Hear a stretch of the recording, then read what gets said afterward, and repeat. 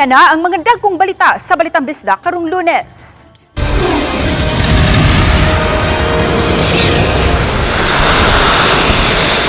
Pipila ka mga lugar sa Central ug Eastern Visayas nakasinati og pagbaha ug pagdahili sa yuta.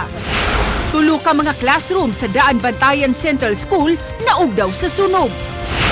Pipila ka mga sinkhole sa San Remigio nagkadako.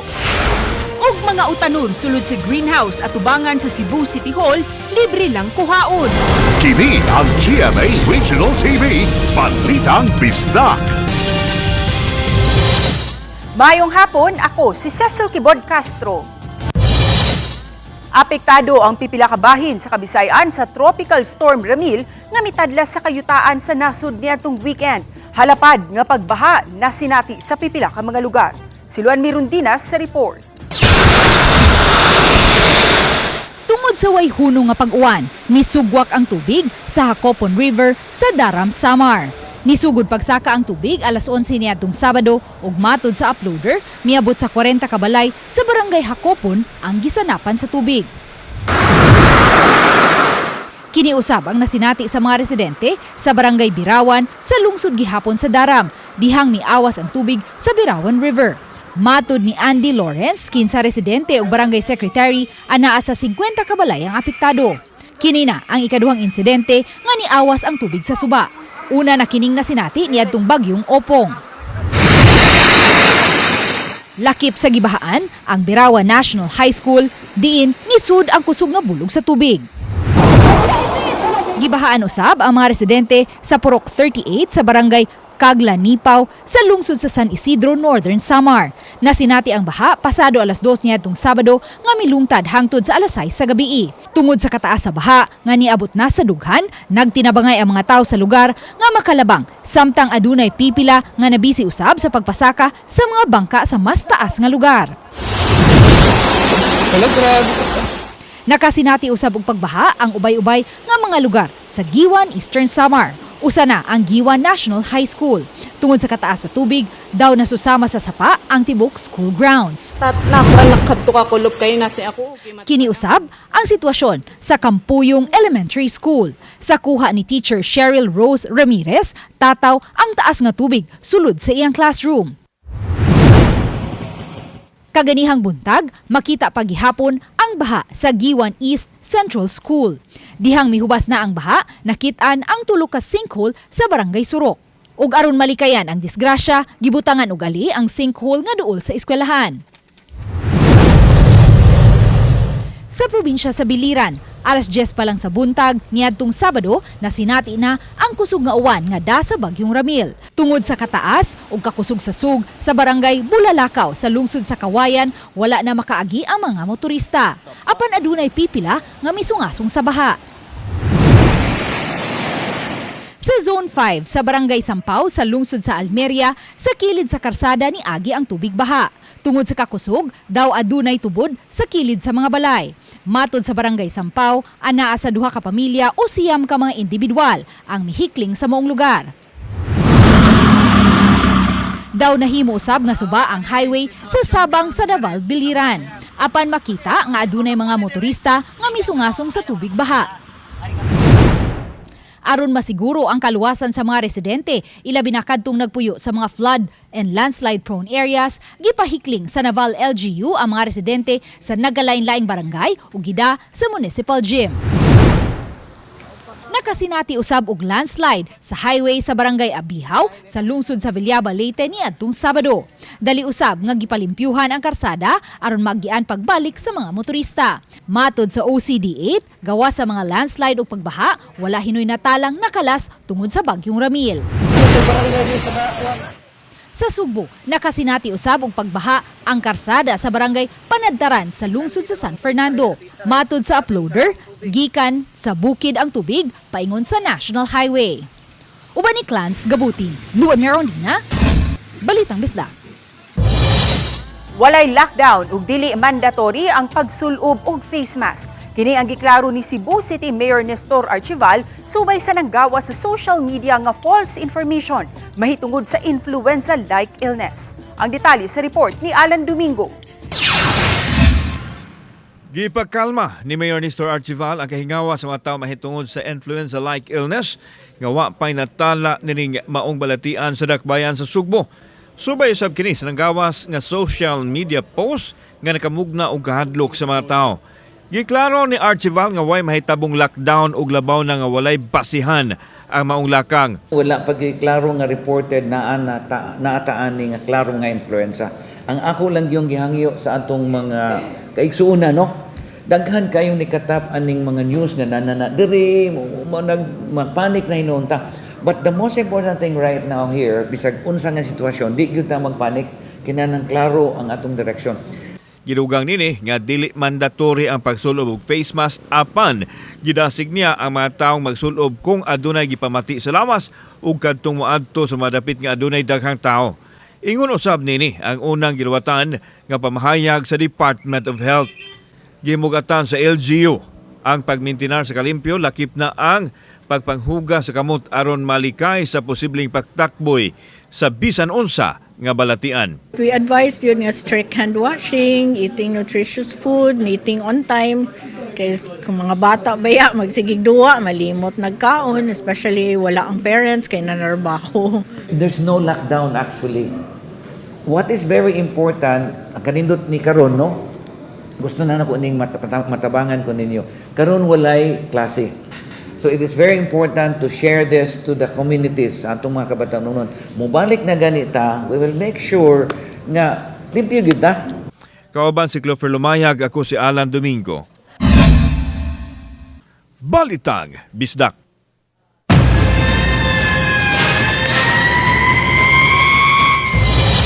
Tulo ka mga classroom sa Daan Bantayan Central School na ugdaw sa sunog kagahapon sa Kadlaw. Si Luan Mirundina sa report.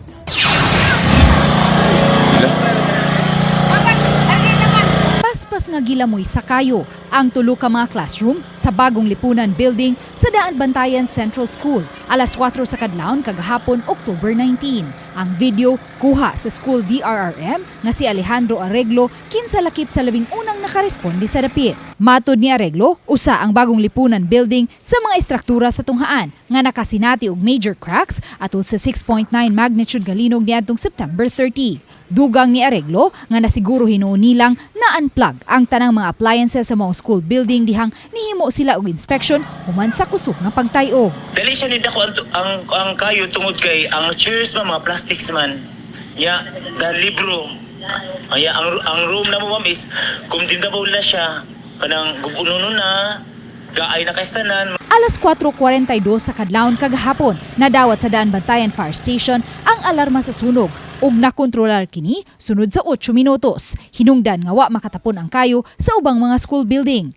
Pagka alas 5:20 sa buntag, gideklarar na nila kining fire out. Padayon pang giimbestigahan sa Daan Bantayan Fire Station ang hinungdan sa sunog nga nagbilin og 1.8 million pesos nga danyos. Wala hinoy natalang nakalas o naangol atol sa sunog. Under investigation ba na siya, ma'am? Di kami ka-uwan din, ma'am, kay maski kami pagsudo mo, kay mag-conduct kami og initial investigation. Unsafe pa ang dagwanon, kay nagian nilugid niya. Tumutan din ka kayo, kasi mahugna, unagdan niya mi. Uban ni Godfrey Lien, Luan Mirondina, Balitang Bisdak. Nakabsan sa kinabuhi ang usa ka 33 anyos nga lalaking taga Barangay Gunob, Lapu-Lapu City samtang nag-spear fishing o namana og isda niadtong Sabado sa buntag sa kadagatan nga habig sa Barangay Marigondon. Sa investigasyon sa Lapu-Lapu City Police, walay dalang air tank ang naasun lalaki kay free diving man ang gihimo niini mga 15 meters ang giladmon. Nabantayan na lang kini sa iyang kaubang diver nga wa na maglihok. Gikatahong wa dayon ma-rescue ang lalaki tungod sa kakusog sa sug sa ilawom sa dagat ni atong adlaw. Sa pagkakutlo ning balita, wa pa makuhai og habig ang pamilya sa nakalas nga diver. Kini ang GMA Regional TV, Balitang Bisdak.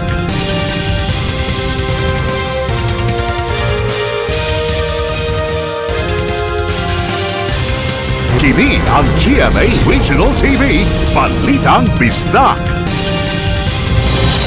Samdan ang usa ka mamaligyaay og lechon manok human po sila sa sospek nga nag-angkas sa motorsiklo kagabi sa lungsod sa Minglanilla. Ani ang report ni Fe Maridumabo. Ang pagpamusil na hulikam. Makita sa CCTV footage ang pag-abot sa duha ka mga taong nagmotorsiklo, pareho gisulob nga pang itaas. Ang biktima nga naa sa gawas sa tindahan, nisulod ang biktima kay magkuha sa usa ka lechon manok apan wa madayon. Nigawas kini pagbalik ug makita nga adunay sila gigaistoriyaan. Nilingkod pa ang biktima sa gawas ug nisud pagbalik, nagatiman sa iyang mga lechon manok. Ug padayon sa ilang panag-istorya, hangtod nga nilakaw ang mga lalaking nakamotorsiklo. Sa dihang milingkod ang biktima kilid sa tindahan, di pila lang ka minuto miabot pagbalik ang duha ka mga lalaki nga sakay gihapon sa motorsiklo. Nipaduol sa biktima ug ang angkas sa motor ang midulit pagpusil sa biktima. Madungog pa sa kuha sa CCTV ang buto sa armas. Ang biktima usa ka 38 anyos katag-iya sa maong lechonan sa manok sa New Public Market sa Barangay Poblacion Ward 1 sa lungsod sa Minglanilla. Padayon pa pakisusi sa kapulisan sa motibo sa krimen. And accordingly, na ako nun siya yung sumpaki regarding sa iyaha nga product ko no nga nireklamo nga mura ko no og na hulpa ba karang murag kinuhaan gani ang iyaha ko no nga lechon. Now, una ang iyaha pa nga na-recall nga medyo last niya nga nakalalis which to us kinda mabaw no, but we are still looking kung unsa pa ang mga posibleng anggulo o kinsa may naimotibo nga mubuhatan ni sa iyaha. Samdan ang biktima siyang walang liog. Gamit sa mga sospek sa pagpamusil matod sa Minglanilla Police ang kalibre 45 nga armas base sa nakuha nga kabhanggikan sa crime scene. Daling nisibat ang mga sospek paingon sa Talisay City area nga direksyon. Kinsa matod pa nakadisgrasya pa sa National Highway. Dinusa ka babae ang na-hit and run sa mga suspitsado. Kinsa nadala usab sa tambalanan. Ang 38 anyos nga biktima sa pagpamusil ang matod ni makatangay nga ana-ana sa stable nga kahimtang. Na-information. No, na-information nga nakita ato sa description, sa plate number, sa motor o sa rider, the back rider.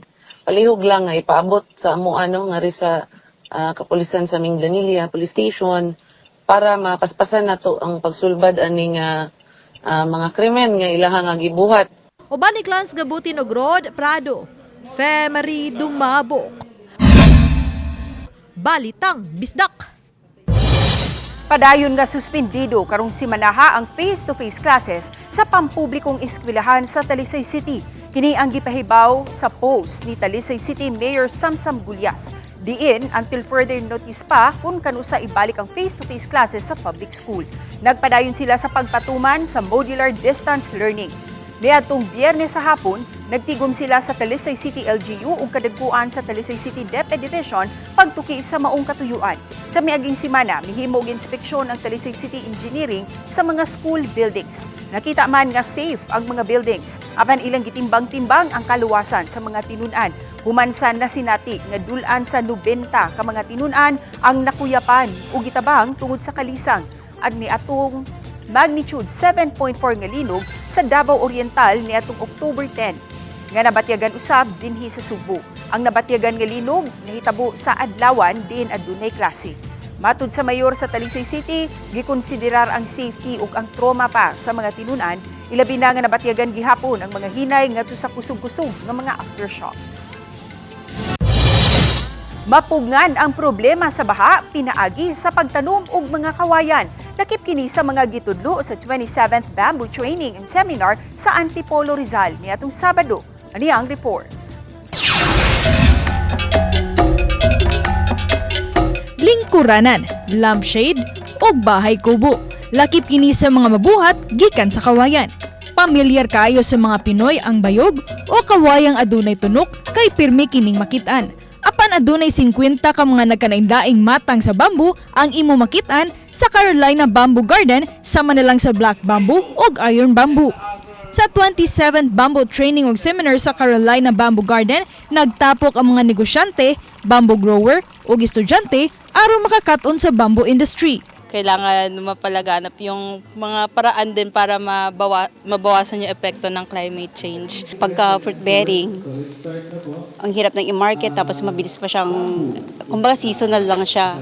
So yung bamboo, kumbaga pagka naitanim mo na, after 5 years, mag-harvest ka na. If they already have their any bamboo products, we can level it up. No, we have the Design Center of the Philippines, and we also have our designers to work on it. Sa Antipolo, gipaligon pa ang bamboo industry development. Dako usab ang maikatabang sa pagtanom og mga kawayan aron malikayan ang baha. Ang bamboo natin, una, can help in the flood control para mapigilan yung landslides. Kailangan talaga magkaroon tayo ng program na maraming maitanim na bamboo para lahat ng pangangailangan. Hindi lamang construction, hindi lamang food, pero more importantly is save lives. Ako si Orchid Silapingkaw, Balitang Bisdak. Kini ang GMA Regional TV, Balitang Bisdak. Kini ang GMA Regional TV, Balitang Bisdak. Nagkasabot na ang Supreme Court ug ang kagamhanan sa dakbayan sa Sugbo nga temporaryong ibalhin ang mga buhatan sa Regional Trial Court kun RTC dito sa facility nga gigamit kaniadto nga Cebu City Quarantine Center. Kinihuman maguba sa linog ang Kimonda Building nga giokupahan sa mga korte. Ang detalye sa report ni Alan Domingo. Nakigtagbo ang mga opisyal sa Judiciary pinanguluhan ni Justice Maria Theresa Istuista, Supreme Court Administrator, kang Cebu City Mayor Nestor Archival. Gisgutan nila ang sitwasyon sa mga buhatan sa Regional Trial Court nga naimutang sa Kimonda Building nga apektado sa pagtayog sa linog ni atong Setyembre 30. Una nang girekomendar sa Office of the Building Official o sa CCDRRMO nga pabakantihan ang Kimonda Building hangtod ma-rehabilitate ang edipisyo. Subay nini may hangyo ang judiciary nga mogamit sa pasilidad sa LGU ug ang CCQC ang ideal sa dinalian nga pagbalhin. Mitugot ang mayor sa hangyo sa judiciary kinsa mihatag ug unom ngadto sa usa ka tuig nga pagpagamit sa CCQC isip mga buhatan sa Regional Trial Court. After po ng sitwasyon ng Kimonda Building, no, which needs more repairs, kailangan pong i-move out natin ang mga judges natin. No. There are 24 RTC courts and then 14 first level courts, including dalawa pong opisina ng Office of the Clerk of Court. No. Isang first level, isang second level, including Philippine Mediation Center offices. Kailangan pong i-move out sa isang mas safe na lugar para po mag-resume ng ating court operations. Naatay mga programa nga gihimo para unta sa DSWS, but I would like to ask them na maghatag na lang silang sulat, but I think that could be done. So, could run probably from 6 months to 1 year. Ginugang ni Mayor Archival nga kung makasumiter na og formal letter ang korte isip kabahin sa proseso, mamahimo na silang makabalhin sa CCQC. Andam usab motabang ang LGU sa pagpahakot sa mga butang sa RTC ug ibalhin sa CCQC. Matod sa Supreme Court Administrator nga sa labing dali nga panahon mobalhin sila aron mapadayon na ang ilahang mga gimbuhaton. Sa kasamtangan, work from home ang set-up sa trabaho sa RTC. Tungod kay delikado ang ilang kahimtang sa edipisyo nga kasamtangang giokupahan nga dunay mga liki. The Office of the City Mayor, through Mayor Nestor Archival, is actually very kind enough and generous enough to offer the Cebu City Quarantine Center. So ready na po ang mga engineers namin, ang technical team from the Office of the Halls of Justice. Na plano na po lahat. No? We are actually ready. It's ang go signal na lang po ni Mayor. And then we're ready to move in para hopefully in 1 month's time, malipat na po natin ang mga courts natin. Within today, no, not today, probably tomorrow, the next day. Kini ang Cebu City Quarantine Center kon CCQC ang temporaryong balhinan sa mga buhatan sa Regional Trial Court kon RTC Cebu City samtang gi-rehabilitate pa ang ilahang naandan nga buhatan human maapektuhi usab sa linog. Usa sa ibatuman ang hugot nga seguridad sa CCQC nga dagsaon usab sa mga tawo nga adunay tuyo sa mga buhatan sa RTC. Kauban si Clover Lumayag, ako si Alan Domingo. Balitang Bisdak. Gawas ni atong empleyado sa Mandawi City Hall nga gitaktak sa trabaho human giingong nakadispalko og kwarta, laing duha pa ka mga empleyado ang giimbestigahan karon kumikan gihapon sa anomalya sa kwarta. Niyang report ni Nico Sereno. gawa sa cash clerk nga gimanduan nga madismiss sa trabaho human giingong makadispalko og moabot sa 3.3 million pesos. May laing duha pa ka mga empleyado sa Mandawi City Treasurer's Office ang giimbestigahan karon tungod sab sa issue sa kwarta. Separate individual, separate acts. Ang usa, accordingly, di pa man detalyado jud is ang tamper of receipts para ma-justify o di makitaan ang pagkuha og kwarta. Ang usa, direct yun, wala na tamper-tamper. Utang siya bulsa, nakitaan sa kamera. Kabahin sa unang clerk nga gingong nakadispalko, pasabot ni Attorney Malig-on ang unang nadesisyonan parte sa administrative investigation. Ang administrative case, diri lamang sa city gi-resolve. Lahi man gud ang iyang required nga evidence compared sa criminal cases nga proof beyond reasonable doubt. I-prepare na ang charges in due time, i-file ra na siya ang criminal cases. Taliwa sa mga issue karon sa opisina sa City Treasurer, gipasalig sa syudad, may mga lakang nang gihimo aron masumpo ang binuang o paghilabot sa pondo sa gobyerno. Nami buhaton. In fact, mag-involve pagali sa system gyud. System gyud itself ba. Dili la tao nga imo or supervisor nga imong i-suspend or anam. Kuan kanang nay deeper pa nga buhaton. Ang among gikadlukan ba kung dugay na ni ang daghan na involved, how much the city had lost. Amora na among murag anxious mi ana ba to know. That's why we are going now deeper to the system itself. Nico Sereno, Balitang Bisdak.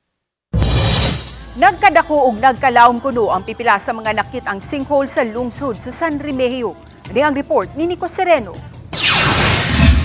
Di na makalahos ang sakyanan o gikordona ang karsada sa gawa sa Hagnaya Integrated School tungod sa mitumaw nga sinkhole. Apan matod sa mga residente, sukad na hitabo ang linog Setyembre 30, mas midako og nagkalaom kuno ang maong bangag. Sa unahan sab ni ining purok, maaninaw ang daghang danyos sa komunidad.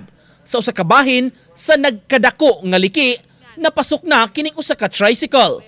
Nana pa man sa porma ato ning actually siya ginapa pag tong 6.0. Ya dayo ni grabe pa. Oh, ning grabe. Kani pananglit kani sir ning dako ning kang ani. Oh, ning dako. Si Richard nagtuo nga may sinkhole gawas sa iyang balay. Gamit kining taas nga PVC pipe, lapas pa sa taw ang gitas-on, pero dihang gipasok niya sa kang-a sa kalsada. PVC nga 8 feet. Pagpasok na mo 14 naman gisuyop naman kalit ang PVC. Ang perting law man sir, buto sa buto na sinkhole gyud law man ni. Halo nang among sul sa balay. Samtang sa sud gyud mismo sa balay ni Noel Tabo-Tabo sa Hagnaya gihapon, may mitumaw nga sinkhole, maong wa na niya kini puy-i. Usa siya sa nahatagan og pwesto sa modular shelter o smart house. Naagid sa akong sala, sa akong hidanan sa kwarto. Sinkhole gyud siya ang natumnan niya gyud. Oo. Oh, niya mo na lagi dili na gyud mapuy-an. Mismo gay sa gawas, uyawan man ta mo tunog. Kaya ang yuta dagko nagigliki. Lawom gid ang mga sir. Lawom dili makita. So naay uban observations no, besides sa ang uban sinkholes na to, nagsige ang aftershock, magsige pud siya og kadako. Then napoy uban walang kadako, nagsige pud siya og kalalom. Gipabakwit sa LGU ang mga nanimuyo duol sa mga sinkhole, mga danger zones nga sagad maoy giakomodar sa gipatukod nga Bayanihan Village. Manyo na sinkhole na to, covered court siguro pwede masud. Tambungo na sinkhole bisag bako siguro pwede na to masud dito. So ingon ana siya kadako. That's why na ang gibuhat karon na mo is cordon lang sa kay as per advice sa MGB dili pa siya pwede fillingan or any mga interventions niya as long as di pa gid mo undang ang tremors. Mga balay bitaw na mga sinkholes na mga kay cracks tungod sa biya gyuta kay mga cracks agi sila mga balay tungod kay no build zones man, it's going to take us longer to relocate and build houses for them.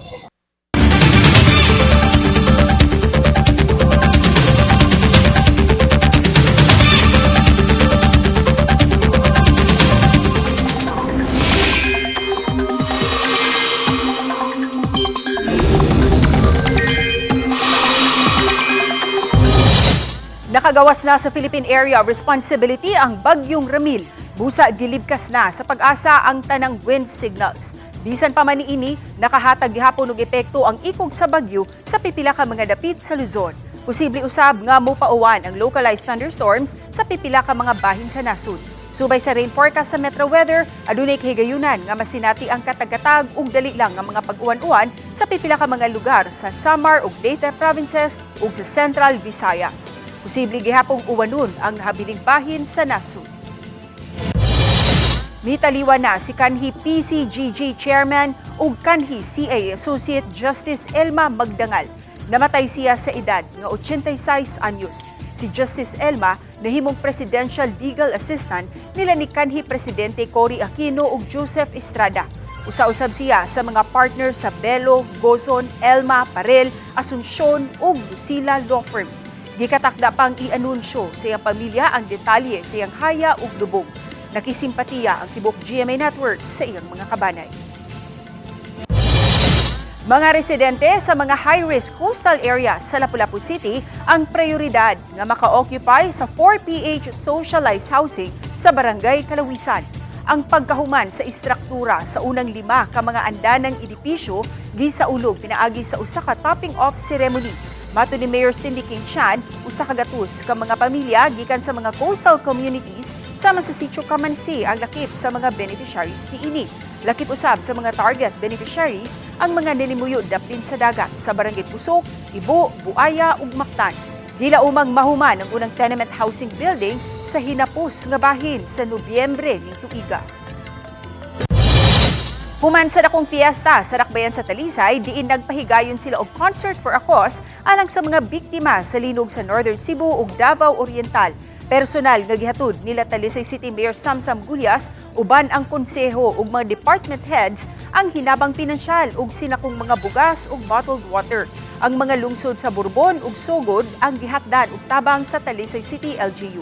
Matud ni Gulyas nga tag 482,000 pesos ang ilang gitudol nga tseke ngadto sa mga mayor sa Sogod ug Bourbon. Ang 800,000 pesos gikan sa panudlanan sa Talisay City LGU.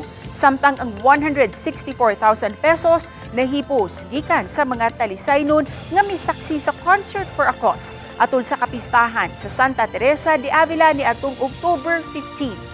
Mitunol na ang Talisay City LGU ug hinabang alang sa Bugos City, San Remigio, Medellin, Daan Bantayan, Tabugon ug Tabuelan nga grabing apektado usab sa magnitude 6.9 nga linog ni atong September 30. Anaa sa 4.3 million pesos nga cash ang nahatag nga tabang sa syudad ngadto sa Northern Cebu. Samtang giandam na usab sa Talisay City LGU ang ilang ihatag sa mga biktima sa magnitude 7.4 nga linog sa Davao Oriental.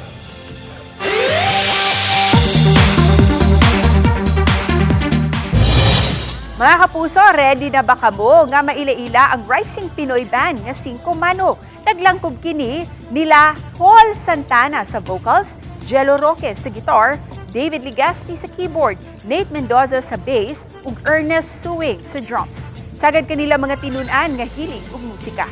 Gipasabot sa buong banda nga ang kanta nga ulan nga nagpabilin ang imong kalig-on, taliwa sa imong pagkamingaw sa usa ka tawo o butag. Mapaminaw na bisan sa unsang music platform worldwide ang debut single sa 5 Mano nga Ulan. We would like to invite every single listeners na stream po yung Ulan by 5 Mano on Spotify, Apple Music, and on YouTube. Out on all major platforms na po siya. Mga kapuso, nagsugod na ang Kapuso Big Time Panalo Season 4. Over 7 million pesos ang ipanghatag sa mga sari-sari store owners ug mga mamalitay nga mosalmot niini. At ang iusab kung maapil ba ang inyong pangan sa pangkabuhayan package worth 50,000 pesos gawa sa mga makadaog sa 1,000 pesos daily ug 7,500 pesos weekly cash prizes. Hangtod sa December 26, 2025 ang pagpanawat sa mga entries. Magmatngon sa mga fake news, fake Facebook accounts o kaha scam text. Mag-atang lang sa GMA o mobisita sa official Facebook page o microsite sa GMA Promos alang sa complete mechanics ug announcements. Napalgang nag-utaw-utaw sa kadagatan nga sakop sa Barangay Tandayag, lungsod sa Amlan, Negros Oriental ang usa ka patayng lawas. Nakit-an kini sa usa ka lalaki. Matud sa otoridad, nadugta na ang patayng lawas dihang nakuha sa mga sakop sa local rescue sa Amlan. Sa post-mortem examination, pagkalumos ang gikamatyan sa biktima. Tungod niini, gisalikway sa kapulisan ang anggulong foul play. Tungod kay anaan na sa advanced state of decomposition ng lawas, dili na kini mailhan. Subay niini, nanawagan ang kapulisan sa Amlan ngadto sa mga nawad-an ug kabanay sa pag-ila niini. Kami ang GMA Regional TV Balitang Bisdak. Kinatibukang pwersa alang sa mas dakong misyon ug mas halapad nga pag-alagad sa nasod. Mga kapuso, 66 days to go na lang sa dili pa ang Pasko.